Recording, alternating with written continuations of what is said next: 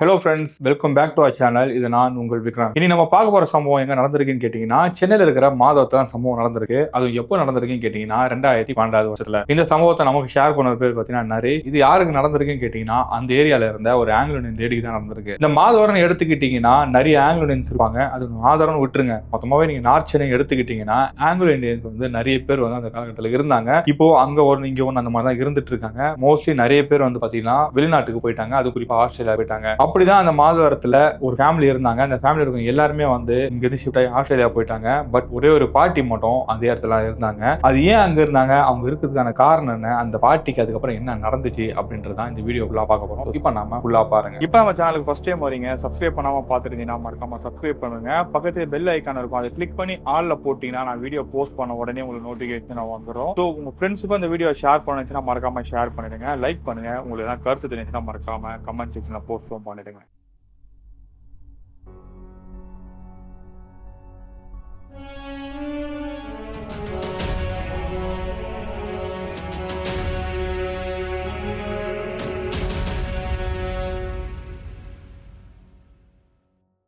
அந்த பாட்டி அந்த ஏரியால அவங்க ஃபேமிலியோட தான் வாழ்ந்துட்டு வந்துட்டு இருக்காங்க.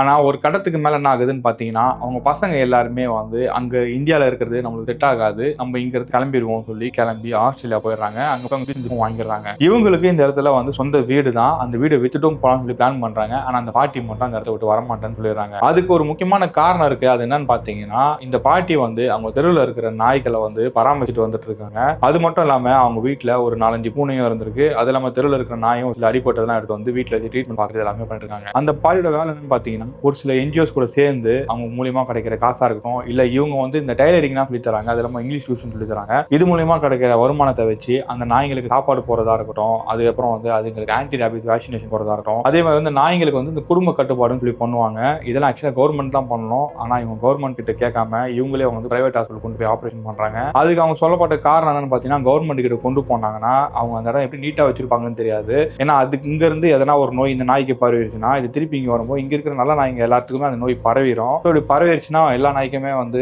வெறி கொடுத்துரும் அப்படின்னு சொல்லி இவங்க பயந்துட்டு இருக்காங்க. அதனாலே வந்து இவங்க அதை பண்ண மாட்டாங்க. இதனால வந்து அந்த ஏரியால இருக்க நிறைய பேருக்கு வந்து இப்ப இருக்கிற மாதிரி அப்பவும் பிரச்சனை இருந்திருக்கு. இந்த பாட்டி தான் சாப்பாடு போடுறாங்க அப்படின்னு. ஒரு சில பேர் தெரிஞ்சவங்க என்ன சொல்லுவாங்கன்னா, இல்ல அவங்க சாப்பாடு போட்டா கூட அவங்க தான் அதுக்கு அடிப்பட்டாலும் சரி, அதுக்கு மருந்து கொடுக்குறது, குடும்ப கட்டுப்பாடு பண்றது, இனப்பெருக்கத்தை வந்து கண்ட்ரோல் பண்ணிட்டு தான் இருந்துட்டு இருக்காங்க அப்படின்னு மாதிரி தான் எல்லாருமே சொல்லிட்டு இருக்காங்க. ஸோ இந்த பாட்டியை வந்து என்ன சொல்றாங்கன்னா, இங்க இருக்கிற நாய் எல்லாத்தையும் நான் வந்து எந்த அளவுக்கு குறைச்சிட்டேன். ஏன்னா அவங்க வந்து கரெக்டா பிளான் பண்ண மாதிரி குறைச்சிருந்தாங்கன்னா இன்னும் நாயே இருந்திருக்காது. ஏன்னா நாய் குறைஞ்சது ஒரு 5-6 வருஷம் இல்லை 8 வருஷம் 10 வருஷம் வீடு இருக்குன்னு செத்துரும். அதுக்கப்புறம் நாய் இருக்காதுல்ல. ஆனா பிரச்சனை என்னன்னு பாத்தீங்கன்னா, இந்த வீட்டுல வளர்க்குறாங்க தெரியுங்களா நாய்ங்க, அவங்க என்ன பண்ணுவாங்கன்னா வீட்டுல வளர்க்கும் போது வளர்க்குறாங்க. ஏன்னா குழந்தை இல்ல ஆசைக்கு வளர்க்குறான்னு சொல்லி வளர்த்துருவாங்க. ஒரு கடத்து மேல பாத்துக்க முடியாதுன்னு சொல்லி ரோட்ல விட்டுருவாங்க. சில பேர் என்ன பண்ணுவாங்கன்னா, இந்த மாதிரி இந்த ஒரு பாட்டி இருக்கிறாங்க, இவங்க பாத்துப்பாங்கன்னு சொல்லிட்டு அந்த நாயை கொண்டு நாங்க விட்டு போயிருவாங்க. இதனால என்ன பிரச்சனை ஆகும்னு பாத்தீங்கன்னா, இவங்க வீட்டுல வளர்க்குறது பொம்பளை நாய் வளர்க்குறாங்கன்னா அதுக்கு ஆபரேஷன் பண்ணிருக்க மாட்டாங்க, கொண்டு நாங்க விட்டு போயிருவாங்க. அதுக்கு அந்த ஹீட் வருமானம் ஆகுனா அந்த ஸ்மெல்லுக்கு வெளியேறிய இருக்கிற நாய்ங்க எல்லாமே அங்க வந்துடும். அதனால ஒரு பெரிய பிரச்சனை ஆகும். ஏன் அந்த பாட்டி வந்து நிறைய பிரச்சனை அனுபவிச்சிருக்காங்க. சில பேர் இந்த பாட்டியை கழுத்துக்கெல்லாம் கூட அடிச்சிருக்காங்க. ஒரு கட்டத்துல இவங்க மேல வைத்தியகாரி பட்டம் கொடுத்து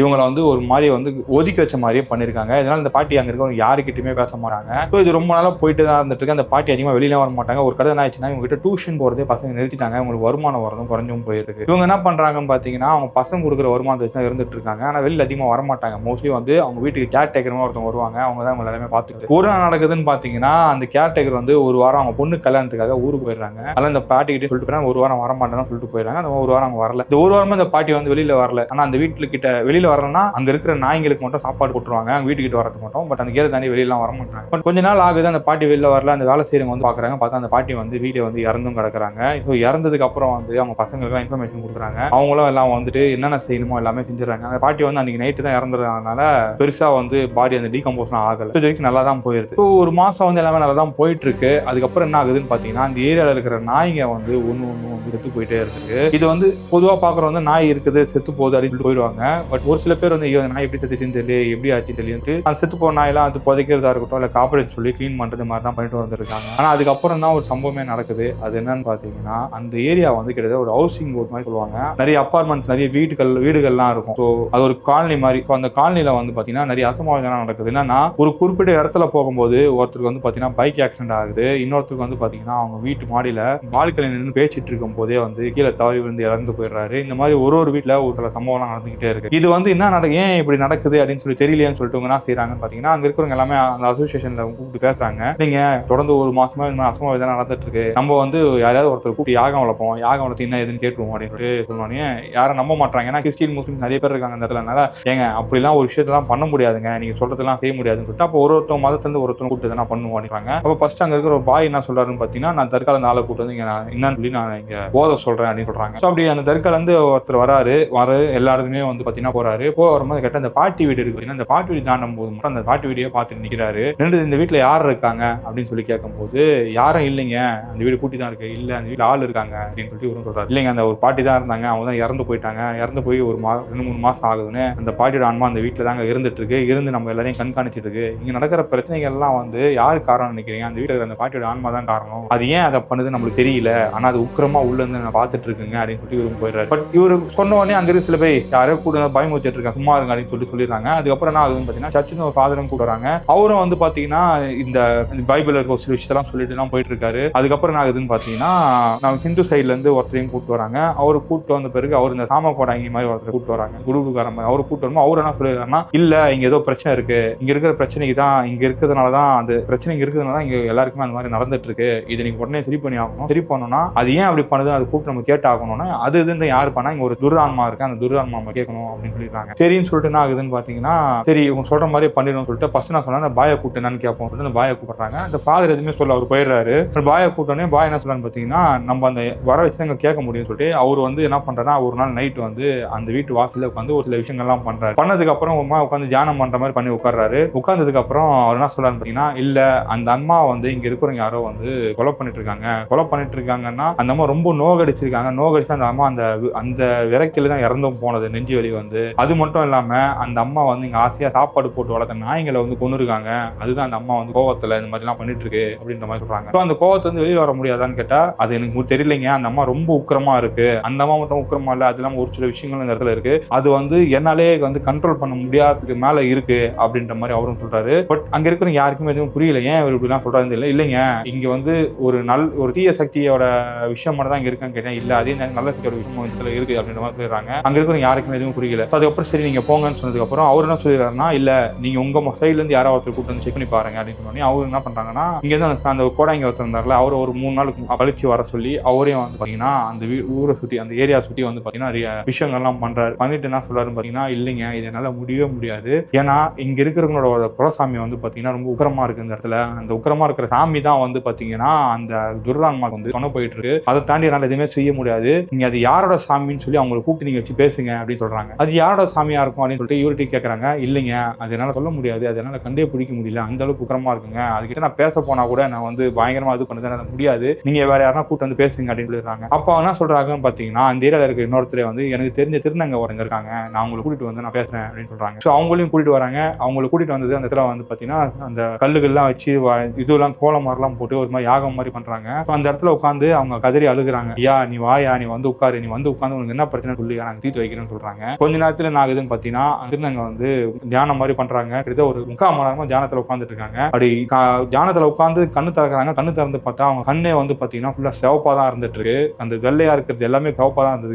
பார்த்தா எல்லாருக்கும் பயம் வந்து இன்னும் கண்ணுக்கு எதனா ஆயிடுச்சா, கண்ணு ரத்தம் தான் வருதா அப்படின்னு சொல்லிட்டு எல்லாரும் பயப்படுறாங்க. அப்படி பயந்தவொடனே அவங்க என்ன சொல்றாங்க, சுத்தி இருக்கிறவங்க பார்த்து நீங்க வந்து பயங்கரமா பாவம் பண்ணிட்டீங்க, அந்த பாவத்துக்கு வந்து பிராய்ச்சித்தமே கிடையாது, அதனால நீங்க இவ்வளவு அனுபவிக்கிறீங்க அப்படின்னு சொல்றாங்க. என்னங்க ஆச்சு, நாங்க என்னங்க பண்ணோம் இங்க இருக்கிறவங்க கேட்டதுதான் அவங்க ஒரு விஷயமா சொல்றாங்க. அந்த பாட்டி வந்து அங்க இருக்க நாய்க்கு சாப்பாடு போட்டுருந்தாங்கல்ல, அப்படி சாப்பாடு போடும்போது அங்க இருக்கிற ஒரு சில பேர் வந்து அவங்களை செஞ்சிருக்காங்க. திட்டினது மட்டும் கிடையாது, அவங்களுக்கு வந்து ஒரு பொண்ணு இருந்திருக்கு. அந்த பொண்ணு வந்து பாத்தீங்கன்னா ஒரு சில காரணத்துக்காக அவங்க இறந்தும் போயிட்டாங்க. அவங்க இறந்து போனதுக்கு காரணம் வந்து அந்த இடத்துல இருக்கிற ஒருத்தர் தான், அது யாருக்குமே தெரியல. ஆனா அந்த பாட்டி கிட்ட வந்து உங்க பொண்ணு இறந்ததுக்கு காரணம் நாங்க தான் அப்படின்ற மாதிரி அவங்க சொல்லியிருக்காங்க. சொன்னது மட்டும் இல்லாம அந்த பாட்டிக்கு அவங்களுக்கு வாய் தகராயிருக்கு. அந்த பாட்டி நைட்டு தூங்கிட்டு இருக்கும் போது பண்ணிருக்காங்க பாத்தீங்கன்னா, அவங்க கொலை பண்ண ட்ரை பண்ணிருக்காங்க. ட்ரை மட்டும் பண்ணல, அவங்களுக்கே எப்படியோ ஒரு 55 வயசுக்கு மேலதான் இருக்கும். அவங்க கிட்ட போய் தப்பா நடந்துக்க முயற்சி பண்ணிருக்காங்க. தப்பா நடந்துக்க முயற்சி பண்ண வயசு வந்து பாத்தீங்கன்னா வெறும் 40 தான். அவரு தான் வந்து ஃபர்ஸ்ட் அந்த பால்கனில இருந்து கீழே வந்து இறந்து போனது. அது மட்டும் இல்லாம அந்த பாட்டியை ரொம்ப கொடுமைப்படுத்தினாதான் அவங்க இறந்து போனது. ஸோ இது என்ன இருக்குன்னு பாத்தீங்கன்னா, அவங்க போஸ்ட்மார்ட்டம் பண்ணும்போதே வந்து போஸ்ட்மார்ட்டம் ஆக்சுவலா பண்ண போயிருக்காங்க. பட் அது வந்து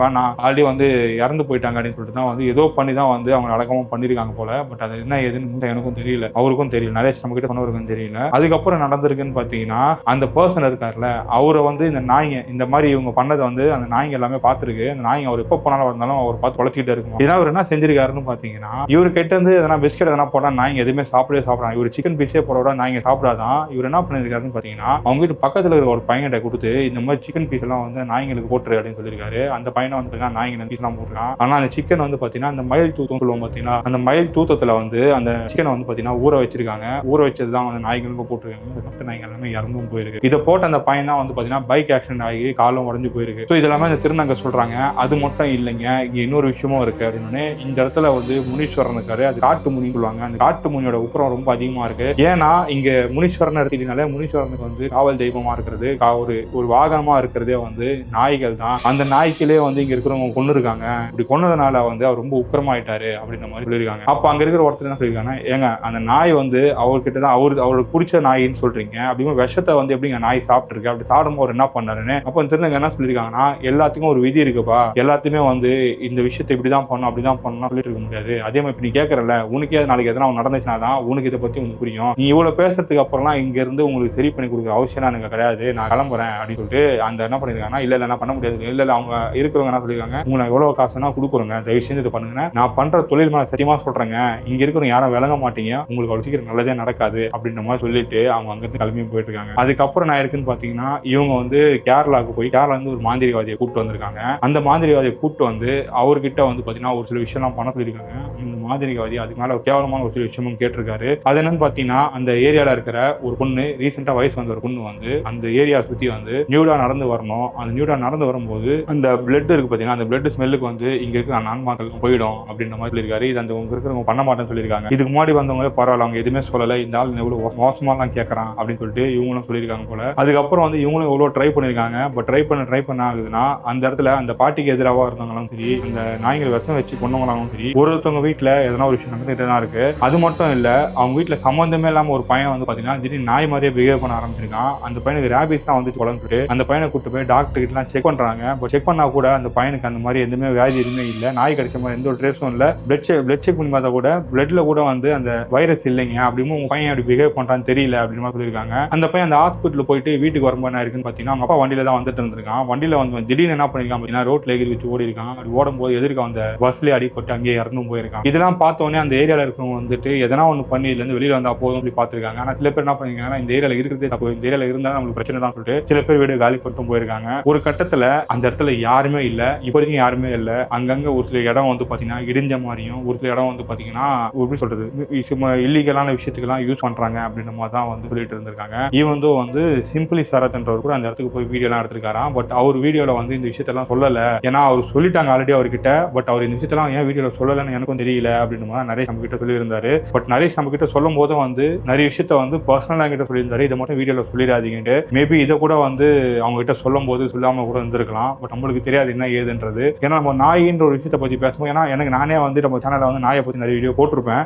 பட் நான் நாய் லவரா அப்படின்னு கேட்டீங்கன்னா அப்படி கிடையாது. ஏன்னா நாய் வந்து நம்மளால தான் வந்து இந்த பூமிக்கு வந்துச்சுன்னு சொல்ல முடியாது. நம்ம நம்பி இருந்த உயிரினத்தை வந்து நம்ம அனாதையா ரோட்ல விட்டோம் அப்படின்னு தான் நான் சொல்லுவேன். ஏன்னா இது நம்ம மேல மட்டும் தப்பு கிடையாது, கவர்மெண்ட் மேலேயும் தப்பு. 1998 இருந்தே வந்து ஏபிசி ரூல்ஸ் இருந்துச்சு. இது கரெக்டா கவர்மெண்ட்ல இருக்கு எல்லாருமே ஃபாலோ பண்ணியிருந்தாங்கன்னா இந்நேரத்துக்கு வந்து நாயோட ஜனத்தொகை எவ்வளவோ கம்மியாயிருக்கும். நம்ம ரோட்ல ஒன்று நாய் பார்க்கறதே ரொம்ப அரிதாக தான் இருந்திருக்கும். அந்த மாதிரி கண்ட்ரோல் பண்ணிருக்கலாம். பட் கவர்மெண்ட் பண்ணல. இது நம்ம கவர்மெண்ட்டை குறை சொல்ற முடியுமான்னு கேட்டீங்கன்னா கவர்மெண்ட்டே குறை சொல்லலாம். இன்னொரு விஷயம் என்னன்னு பாத்தீங்கன்னா, இப்போ நம்ம ரோட்ல இருக்கோம், ரோட்ல சாக்கடை தண்ணி போதுன்னு வச்சுக்கலாம், எதிர் வீட்டில் இருக்கிறவங்க கம்ப்ளைண்ட் பண்ணுவோம், பக்கத்து வீட்டில் இருக்கிறவங்க கம்ப்ளைண்ட் பண்ணுவோம், அந்த மாதிரி நம்ம போயிட்டு இருப்போம் சரிங்களா. பட் யாருமே ஸ்டெப் எடுக்க மாட்டோம். இப்படி நம்ம வந்து எதிர்த்து ஒருத்தவங்களை கேள்வி கேட்கறோம்னு வச்சுக்கலாம், கவர்மெண்ட்லப்பா இந்த நாய் ஏன் இங்க இருக்கு, இது ஏன் ஆபரேஷன் பண்ணல, இது ஆபரேஷன் பண்ணி விடுங்க, ஆபரேஷன் பண்ணி கூட நீங்க விடுங்கன்னு சொல்லினா கவர்மெண்ட்ல இருக்கவங்க பயம் வரும். ஓகே இதை கேள்வி கேட்கறது ஆள் இருக்காங்கன்னு சொல்லி அதை பண்ணிருப்பாங்க. பட் அதை யாரும் நம்ம பண்றது இல்ல. இந்த வீடியோ பாக்குற நிறைய பேர் அதை பண்ணிருக்க மாட்டீங்க. நாயின்றது விட்டுருங்களேன், உங்க ஏரியால கொசு இருக்கு, கொசு தொலைக்கு யார்கிட்ட போய் கம்ப்ளைண்ட் பண்ணிருப்பீங்க? எதுக்கு யாரா கம்ப்ளைண்ட் பண்ணிருப்பீங்களா? இல்லைங்க உங்க தெருவில் லைட் எரிஞ்சிட்டு இருக்கும், திடீர்னு லைட் எரியாம போயிருக்கும், அதுக்கு போய் கம்ப்ளைண்ட் பண்ணிருப்பீங்களா? இல்ல உங்க ஏரியால தொடர்ந்து கரண்ட் போயிட்டு வந்துட்டு இருக்கு, இது வரைக்கும் எத்தனை பேர் கரண்ட் அந்த பிரச்சனைக்கு வந்து கம்ப்ளைண்ட் பண்ணிருப்பீங்க? ரொம்ப ஒஸ்டா போகும்போது கம்ப்ளைண்ட் பண்ணிருப்பீங்க, எதிர்ல இருக்கிறவங்க பண்றோம், பக்கத்துல இருக்கிற பண்றோம் தெரியுங்க. ஈவன் ஒண்ணுமே விட்டுருங்களேன், ரோடு போறது எடுத்துக்கங்க, எத்தனை பேருக்கு வந்து இந்த தார் ரோடு போடுறாங்கல்ல, அதோட குவாலிட்டி ஸ்டாண்டர்ட் எப்படி இருக்கணும்னு யாருக்கா தெரியுங்களா? எவ்வளவு இன்ச்சுக்கு மைனிங் பண்ணணும்னு தெரியுங்களா? பழைய ரோட்ல வந்து பாத்தீங்கன்னா ஒரு குறிப்பிட்ட அளவு வரைக்கும் பேர் எடுத்து தான் புது ரோடு போடணும். அந்த மாதிரி எங்கன்னா ரோடு போடுறது நீங்க தான் பாத்திருக்கீங்களா? இல்ல நீங்க யாருன்னா கேள்வி கேட்டிருக்கீங்களா? யாருமே கேட்டது கிடையாது. நம்மளே ஃபர்ஸ்ட் கரெக்ட் கிடையாது. ஏன்னா நம்ம கட்டுற டாக்ஸ் எல்லாமே நடக்குது, இது அவங்க கரெக்டா பண்றதும் கிடையாது. இப்படி பண்ணாதனால நம்ம வந்து வந்து இதை கண்டுக்கிறதும் கிடையாது, கவர்மெண்ட்டும் அதை பண்றதும் கிடையாது. இதுதான் நிறைய எப்படி சொல்றதை பத்தி பேசினா ரொம்ப பொலிட்டிக்கலா பேசுற மாதிரி இருக்கும். பட் இதுதான் உண்மை.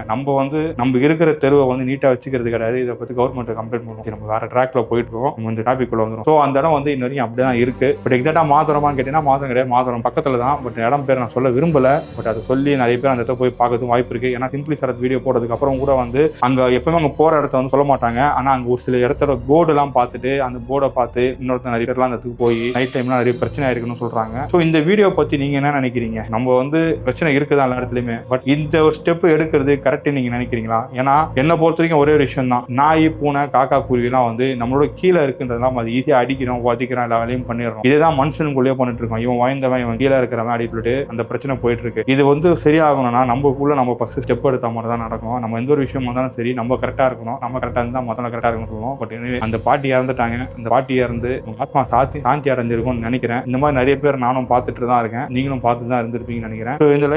இந்த ஸ்டோரி உங்களுக்கு பிடிச்சுன்னு நினைக்கிறேன். ஏன்னா இந்த ஸ்டோரி பத்தி பேசும்போது எனக்கே கொஞ்சம் டென்ஷன் ஆகுது, அது ஏன் எனக்கு தெரியல. ஸோ இந்த மாதிரி ஸ்டோரி உங்களுக்கும் வேணும்னு நினைச்சீங்கன்னா மறக்காம வந்து நம்ம சேனலை சப்ஸ்கிரைப் பண்ணிக்கோங்க. இதே மாதிரி வந்து உங்க லைஃப் ஸ்டோரி எதனா இருந்ததுன்னா எனக்கு ஷேர் பண்ண நினைச்சீங்கன்னா மறக்காம வந்து டிஸ்கிரிப்ஷன்ல வந்து லிங்க் இருக்கும், இல்லைன்னா வந்து மொபைல் நம்பர் இருக்கும், அதில் போய் நீங்க வாய்ஸ் நோட்டாவும் சரி இல்லை டைப் பண்ணி கூட எனக்கு அனுப்பலாம். இன்னைக்கு ஒரு இன்ட்ரெஸ்டிங்காக இருக்கும். Stay tuned. பை.